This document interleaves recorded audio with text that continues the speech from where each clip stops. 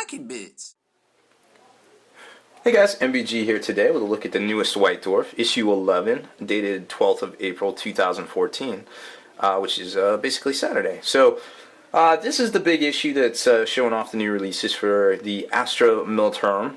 It's going to be the Bullgrins as well as the new Commissar model with the new fancy name. So it's I mean, it's not quite as exciting. We've had way better White Dwarfs. We've had crappier White Dwarfs. I guess we can call this the Goldilocks White Dwarf. It's just right. I mean, it's just the right level of stuff.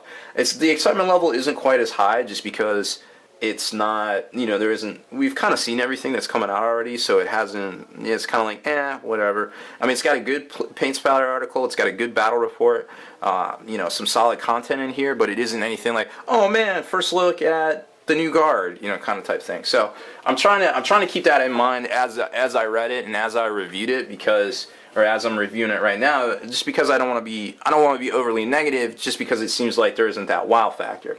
So, like I was saying, we basically have all the pages of the new releases here, then some special edition stuff, and just different Black Library books.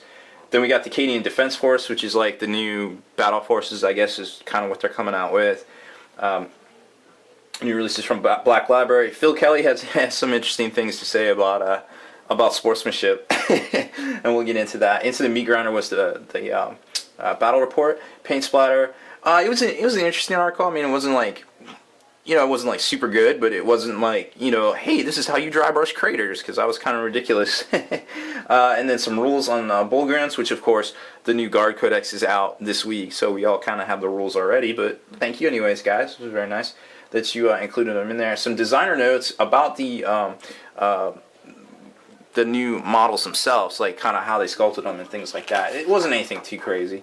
So then just some alternate looks at the new Bullgrins themselves.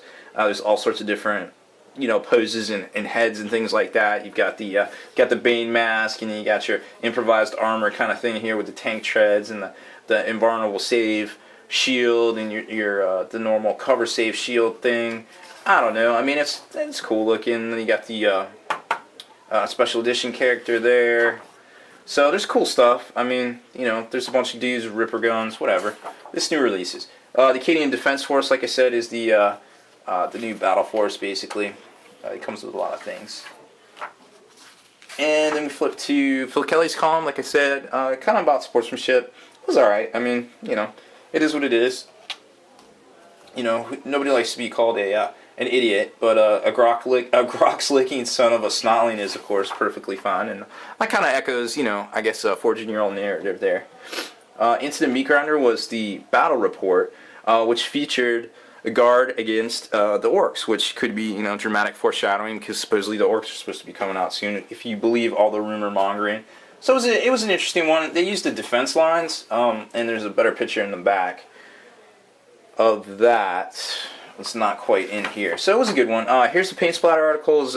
Painting Flush. It was similar to some of the stuff that was in the Hellbrute one a couple issues ago, but they kind of got into some interesting things like the vests and armor, regimental colors, beards, ripper guns, things like that. So it wasn't a complete like I said. It's not like a wow you White Dwarf. It's just kind of like it's not too bad, but it's not like terrible like the ones we've seen in the past. Some designer notes on the actual sculpting of the new kits. Oh, this is the shot I kind of wanted to show you, the battle report. So they use some of the defense lines and things like that. So they're playing hammer and anvil. So that's pretty cool looking. I mean, who wouldn't want to play on a table like that? I mean, that looks fun. And then it just kind of goes into the back where they show off a couple different things. So nothing too crazy. It's just like I said, it was just kind of an average White Dwarf. I mean, if you're into picking these things up, it's a good issue. If I wouldn't go out of your way to pick this one up. It's like I said, it's just strictly average. So it is what it is there. So that's it for this one, guys. Make sure you stay in the trenches. Subscribe to this YouTube channel. Check out the blogs by ubitsblog.com and listen to our podcast, forgenarrative.com. Spiky Bits.